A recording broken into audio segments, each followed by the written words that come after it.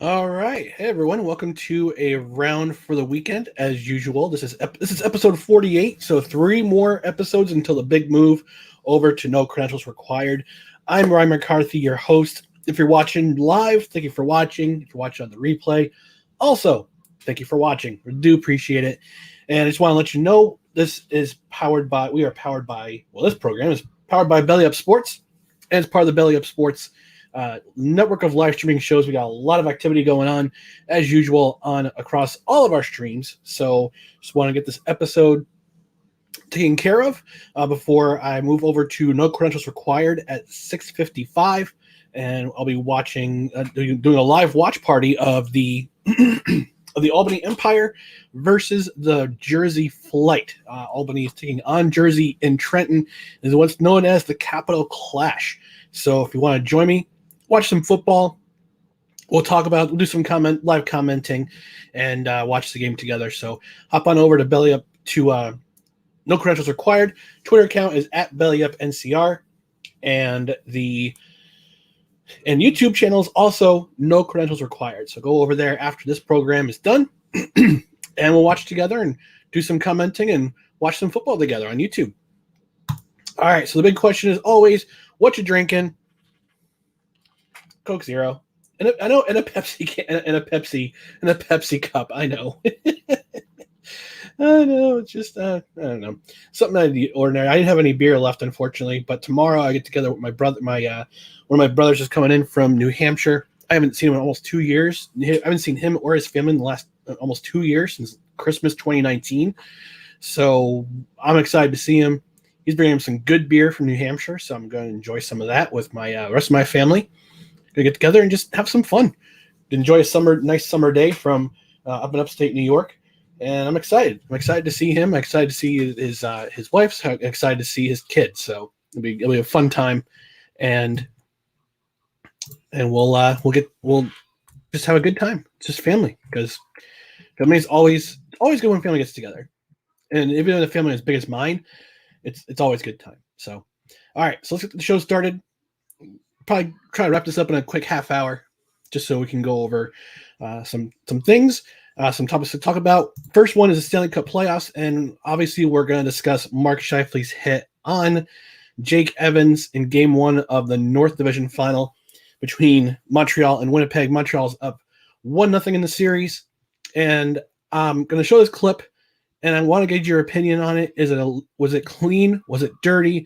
Mark Scheifele was actually suspended for 4 games by the NHL, which is kind of and I'll explain why I think it's more of a makeup call than anything, to take a page out of Tim Peel's book. So let me go ahead and share the video.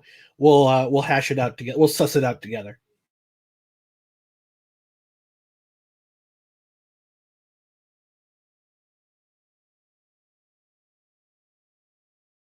Canadians are going to clear. Evans is going to get down there first. The net is empty. Can he tuck it in? He does. Pays a price, but scores the goal. Scheifele flattens Evans, who hasn't got up. And this is a vicious hit, full speed coming back, trying to close him off at the side. And Evans got his head focused on making the play. And you can hear the sound, but the danger is Evans who's down. I think Scheifele's going to be gone out of this one with a major. Yeah, will there be further implications? I mean, gone with a minute to go won't matter. And Weber's really heated up. Yeah, I know your focus coming back is going full speed, trying to get into the puck, but this is one that is just an absolute huge collision, and you can see Nikolai Ehlers trying to get more medical attention down here. Yeah. You know that Scheifele's coming back defensively to make a play, but you're in a vulnerable spot at this point, and it's basically over. And he runs through the checkup. Thumbs up signal, we hope, from Jake, and there you see the movement. And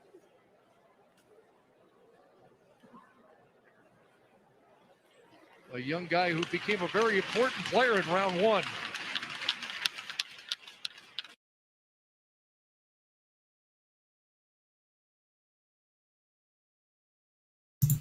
All right, so if you're watching in the comment section. Leave a comment.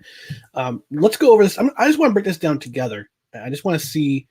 I just want to kind of break this down a little bit, walk you through it a little bit. I'm sure the player safety committee of George Peros and all those people have kind of explained it together as well. But I kind of want to go through the hit, the full hit. So let me just mute this side. All right, so here comes Jake Evans. He's got a pretty clear path to the puck right here. It's an empty net, so there's no icing. There's not going to be any icing because it's an empty net, and he's the first in line to get the puck. So just break this down. I wish there were slow motion on this. All right, so here he comes on the lane. Puck bounces. Puck makes it to the end. It bounces out to the trapezoid right here. Evans has to score on a wraparound here because otherwise there's not going to be a goal. It's just going to be – he's probably going to be washed out anyway by Scheifele. So scrolling ahead just a scotch. And there's the hit. So I would have thought it would be kind of a bang-bang play. I mean, hockey's a fast sport. Hockey's already a pretty fast sport. So it's I don't know. It's just let me just do one thing real quick here. All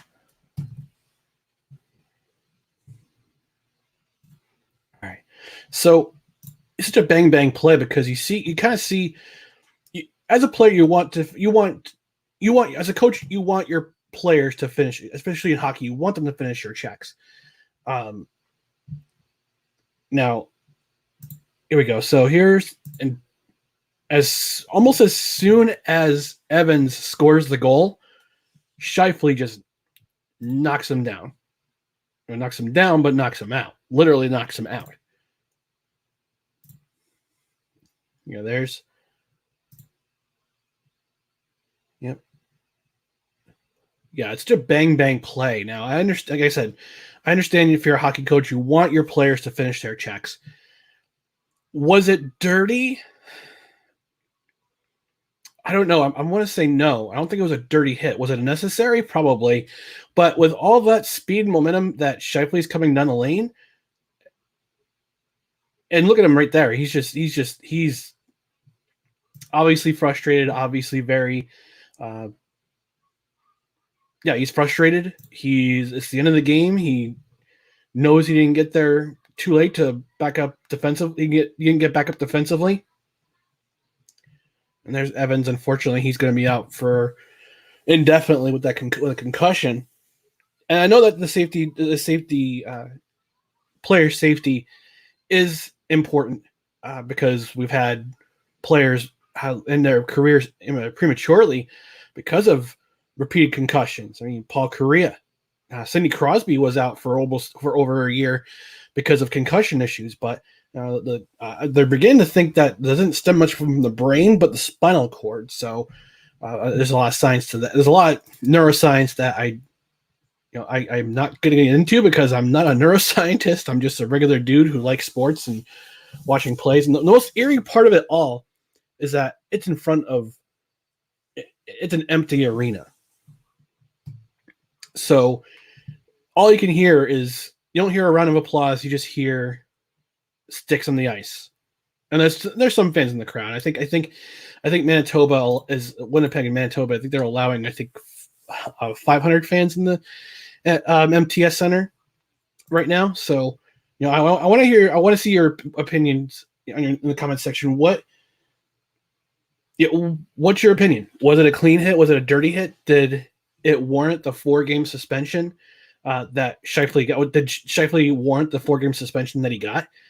Personally, I guess from what I'm reading, this was his first offense, and I think the NHL is trying to get things right with player safety, considering what happened back last month or 2 months ago with the Artemi Panarin Tom Wilson incident, where it looked as if Tom Wilson basically pulled Artemi Panarin's hair and put him to the ice, and would have killed him if he had landed incorrectly. But I don't know. It just seems like a makeup call. Just seems like a little bit of a makeup call. And we had that controversy a couple months ago with Tim Peel on a hot mic saying that this is a makeup call for during the Red Wings Predators game. Excuse me. And it's feel like, I don't know. It feels like it kind of feels like George Parros is trying to save his job at the moment. He's trying to make up these calls from these bad incidents that happen, especially the one with Tom Wilson. I was surprised. I would have figured maybe a game, maybe 2 games. I don't know if he's going to appeal, but this changes everything for the series. This hit changes everything, and Scheifele being up for 4 games. I think Winnipeg will come out a little bit stronger tonight. I think they're playing tonight, if I'm not mistaken. Yep, they are 7:30 on USA. Come on. Come on. NBC is getting ridiculous with these games. I'm so happy they're moving over to ESPN. But you're putting one of your playoff games on at 7:30 on USA. What are you playing on NBCSN? The car shows? Honestly, it's ridiculous. But anyway, it's such a fine line with these suspensions and with these calls. And I know it kind of puts everybody says it's a black eye on hockey when this kind of play happens. No, it's not. It's a hockey play. It's a hockey play that just went completely awry because of the hit to the head, because of what happened to Evans. Evans being out indefinitely. I think that's probably what warranted the four game suspension instead of a 1 or 2. And the fact that I guess this was Mark Scheifele's first incident. So it's just interesting to see that he got 4 games. He got 4 games for a first game for the first offense, and I wouldn't say it's not unprecedented, but it's just interesting that a first time offender gets that kind of suspension. So, we'll see what happens with the rest of the playoffs. It's going to be, I'm just curious to see what happens during this game tonight. I won't be watching because I'll be watching the Empire on YouTube, but no credentials required. Go there after this broadcast. All right, let's talk some baseball a little bit. And I had the chance to be on Craft Brewed Sports this week, and we talked a little bit about relocation. Now, there are 2 franchises in the American League right now that are kind of in limbo with their current home situation. Tampa Bay Rays, Tropicana Park is not exactly the most baseball-friendly of ballparks, if you want to call it that. It's more like an indoor stadium for baseball. I have always had the hypothesis that they would move to Montreal. I know they had that rumor a couple of years ago, back in 2019. I wrote it on my personal blog way back in the day before I joined Belly Up Sports about whether or not the Rays would split time between Montreal and Tampa. Will that become a reality? I don't know. I know there's a movement in Montreal that they have some land purchased in one of the rail yards off Peel Street. I think it's Peel Street, if I'm not mistaken. Correct me on that if you're watching, but they have some space saved for a baseball-only stadium. I know the Expos, used to play at the Olympic Stadium, the old Olympic Stadium that perpetually had a roof that was always under repair. It was called the Big O, as in the letter O-W-E, as in we're going to pay this off in 30 years. And I finally paid it off in, I think, 40 years, They finally paid it off in 2006, in 2016. So, it's an older stadium. It was built for the Olympics.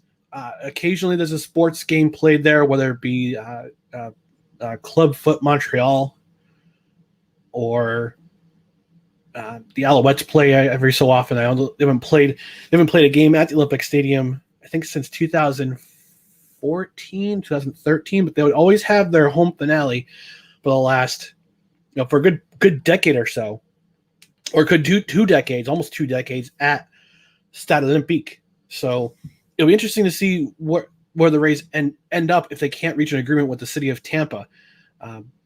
One city it always comes up in conversations is Nashville. I think that Nashville is one of those cities that's growing. It's growing a passionate fan base for professional sports. It all started with the Oilers moving from Houston back in '98. Started with the Predators. I think it started with the Predators first. The Predators went there first with the expansion team. They almost took my New Jersey Devils back in '95. They would have relocated if the NHL hadn't stepped in and kind of secured some good deals with a possible new arena. If the NHL hadn't stepped up, I know Gary Bettman was very anti 3 teams in the New York metro market back in 1995, but Nashville got an NHL team. Let's start things rolling, and then the Oilers moved from Houston to Tennessee. There became the Titans. Then you had Nashville SC and the MLS team, and now there's a possibility that baseball might wind up there as a potential market to land. I've been to Nashville. I almost didn't come back. I almost didn't come back from my trip to Nashville back in 2012. I almost didn't go because there was so much to do. There was such good weather, pretty women, just saying, and no sales tax, and no state income tax. So that's one thing that Nashville has for them. But you have the A's possibly moving out of Oakland. They could move to Las Vegas. Las Vegas is another one of those hot markets right now with the Vegas Golden Knights and it's always the NHL starting these movements. Have you noticed that? Have you noticed the NHL is always starting these movements when it comes to teams relocating or expansion teams going somewhere? It's always Vegas. And it's always the NHL that starts things out. It always starts with the NHL, and then other markets see, other leagues say, we could probably put a team in Vegas, and boom, here come the Raiders. The A's might follow them. No, I don't think they'll put a baseball park in Allegiant Stadium. I mean, I would think there had to be a retractable roof type stadium for the city of Las Vegas, either around or within the city limits, for them to even consider moving or relocating there. I don't know if the city of Oakland is going to try to make some noise, would try to keep the A's there. I mean, the A's have relocated before. Remember your baseball history. They started in Philadelphia as the Philadelphia Athletics. Then in, I think, the 1950s, they moved to Kansas City after the Monarchs and the Negro League. They had dissolved. And then after that, they moved to Oakland in the 1960s because they saw California, the West Coast especially, was becoming a big market for baseball and professional sports, period. So it's not like the A's haven't moved before. Oakland, they've been in Oakland for a better part of 50 years old. So, and California itself is not exactly flush with cash in terms of providing help for stadium building. Regional rival with Colorado, even though they're in different leagues. It'll be a shorter trip for the Rockies. And I wouldn't be surprised if they wound up in Omaha or back in Omaha, even though Kansas City the Royals would probably step in and say, no, we don't want, our minor league team is here. Our AAA team is here. We want them to be here. We don't want them to relocate because of the proximity to Kansas City. And even Montreal could step in, be the Montreal A's as an EH''S. I'll see myself out for that joke. But the A's and the Rays, the Athletics and the Rays, they're the two most vulnerable franchises right now in terms of trying to find a secure stadium, trying to find a stadium deal, trying to build a new stadium, a baseball-friendly park that has updated state-of-the-art resources, updated sight lines. I know some of these older stadiums don't have the greatest of sight lines. I've been to Yankee Stadium, a little more spoiled, and they have great sight lines. You can see the ballpark even when you're in line for a hot dog or a beer. So you can see the game from pretty much any part of the stadium. So that remains to be seen. In terms of big storylines this week. I know they had the release of the City Series jerseys for the White Sox. We discussed that a little bit on Craft Brewed Sports. Go ahead and take a listen to that episode. It was a fun time. I always have fun with those guys. It's a fun time. It's a fun time. And I always enjoy hanging out with them for a good hour or so, talking sports, drinking beers. So, thanks, boys. Mike, Scott, Mookie, intern Aiden. Thanks for having me again. All right, before we go on to the last subject of the night, I want to give a quick shout out to one of our partners here at Belly Up Sports, especially in the fantasy side, and that's Symbol. Wall Street meets sports gambling in this innovative app. Symbol brings the fun of being able to play for the long term by purchasing, selling, and trading stocks of your teams. When your team wins, you win a payout. When they lose, you don't. The value of your team share is all that matters, and it's easy to use. Just download the Symbol app on your Google Play Store, and use the promo code BellyUpFantasy for a $10 deposit of at least $10 or more.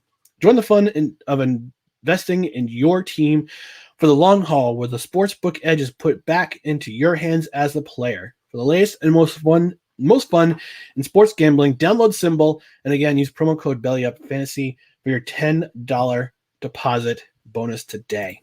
All right, the last subject.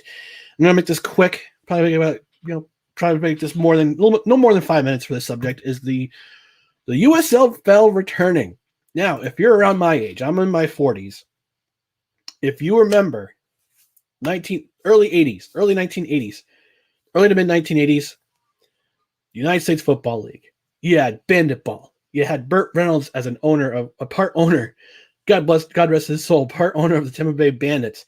You had the Michigan Panthers. You had the Philadelphia Stars, which moved to Baltimore. Jim Mora putting together a dynasty in Philadelphia/Baltimore. You had the Birmingham Stallions, the Memphis Showboats, the LA Express. Steve Young getting the largest contract in football history with $40 million signed to his name coming out of Brigham Young University. Outrageous owners, outrageous stories. Jeff Perlman's book, Football for a Buck, is one of the most fun stories about a fledgling league I have ever read. Such a great story. And that ESPN 30 for 30, Small Potatoes, the story of the USFL, what killed the USFL, is a great story. It's a great documentary. I was sad to see it end back when I was a kid. I was 8 years old, and that verdict came down, and the USFL won their lawsuit against the NFL, but they were owed $3.76, and I guess that check is still hasn't been cashed, and still a historic item somewhere. But maybe one day I become rich myself, a rich guy myself, or wealthy guy at least. I'll buy that check. I'll put it in a frame somewhere, pass it down to my kids if I have kids.